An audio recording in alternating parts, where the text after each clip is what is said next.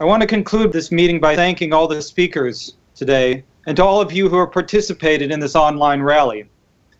This is truly a unique event, bringing together workers and young people from more than 90 countries on every continent to express their united opposition to the policies of the ruling class that are leading humanity towards disaster.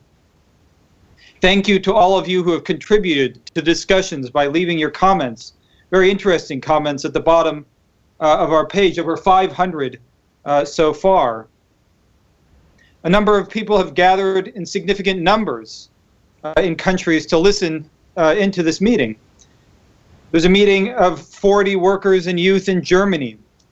One comment left by the comrades there is along the following lines. They say, workers at this meeting in Berlin argue that everyone in the world should be able to vote for the US president, and that they would vote for Jerry and Niles.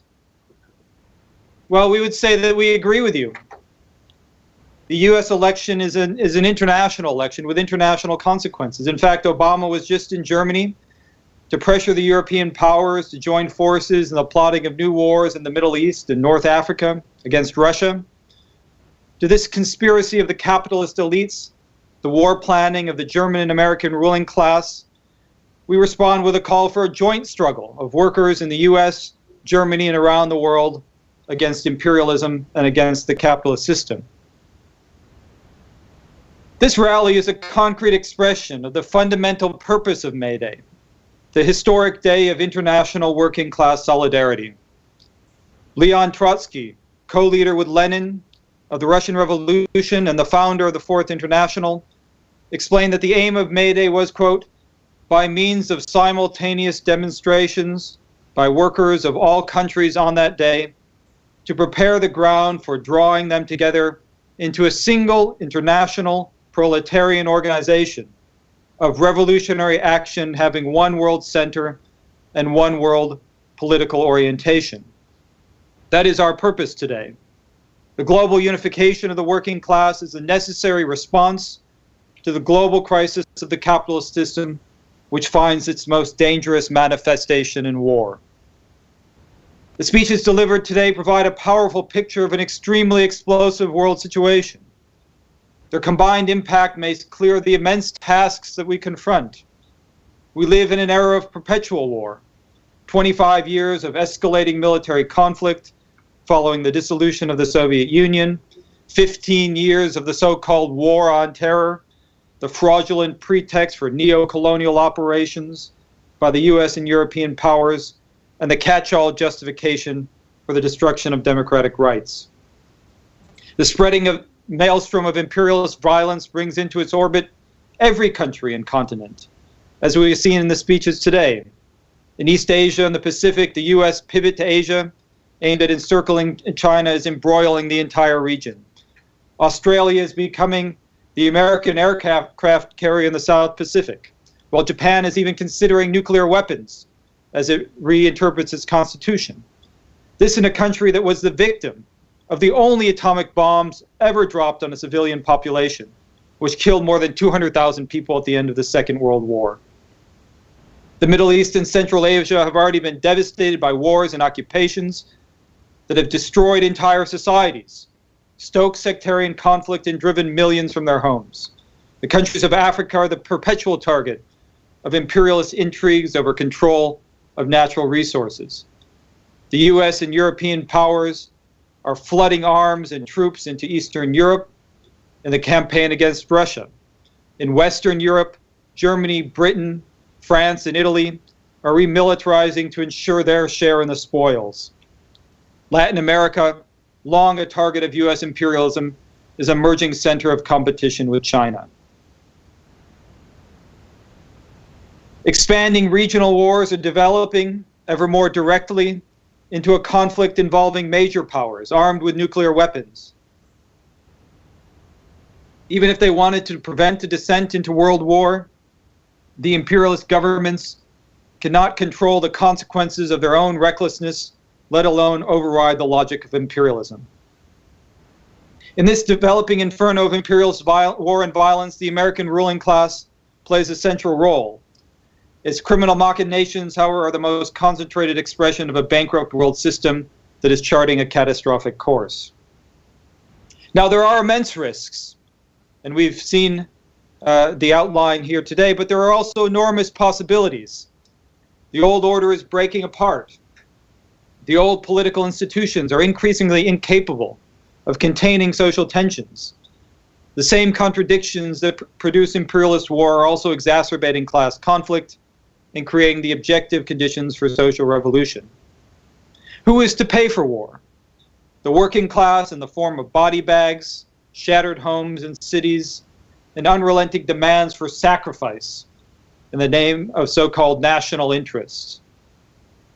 In the same way, it is the working class that is forced to pay for the trillions funneled into the stock market in the form of mass unemployment, poverty, and the destruction of social rights to ensure the bloated wealth of a financial aristocracy that has accumulated incomprehensible sums of money. All over the world, we are beginning to see the signs of developing class struggle, including here in the United States. As Comrade Jerry White said, the American ruling class confronts its most dangerous enemy at home, that is the American working class. What does it mean that millions of young people and workers in the United States identify as socialists? And this in the land of unlimited opportunity, supposedly, of American exceptionalism, of the American dream, the country where socialism has been ignored or vilified or suppressed for generations. The change in objective conditions is leading workers to change their minds. What is happening in the United States is an immense political system, but it's certainly not unique. Whether it is the workers in France opposed to right-wing labor reforms in an anti-democratic state of emergency, the wave of auto workers' struggles and other strikes in China and India, the strikes of Kuwaiti oil workers, protests in Japan, with a population deeply opposed to war and remilitarization. Everywhere workers are becoming radicalized, politicized, looking for a way forward, turning towards socialism. The international working class is an immense social force. It is not our task to create opposition, to convince broad masses of workers to enter into struggle. Rather, our task is to develop an understanding within the working class of the real nature of the present crisis and its world historical implications, to unite the separate struggles into a common political movement against imperialism and the capitalist system. To accomplish this task, a political leadership must be built. That leadership is the International Committee of the Fourth International. There's no other political movement that can or will take up the fight against imperialism.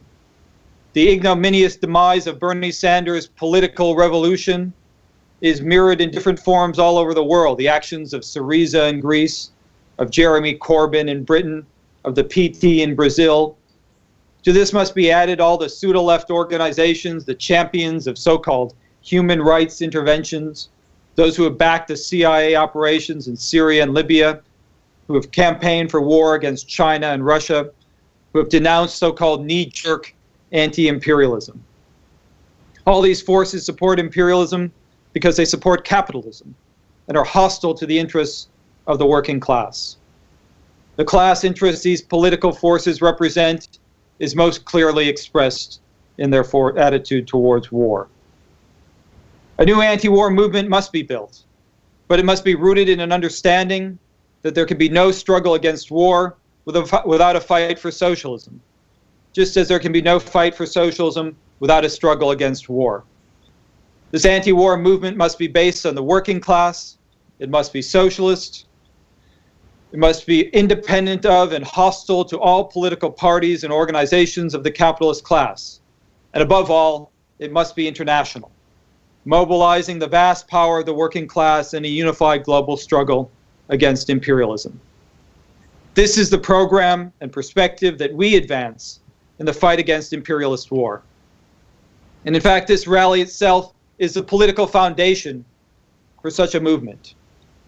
I would like to conclude this rally with an appeal to all those who are listening today. Take up the fight for socialism. Build the International Committee of the Fourth International. Where there are sections, join the Socialist Equality Party. Where there are not, help to build one. Set up a branch of the IYSSC at your school or college. Build a faction of the SEP in your factory or workplace. Study the program of the Socialist Equality Party and the International Committee of the Fourth International, and make the decision to join and build the World Party of Socialist Revolution. Thank you.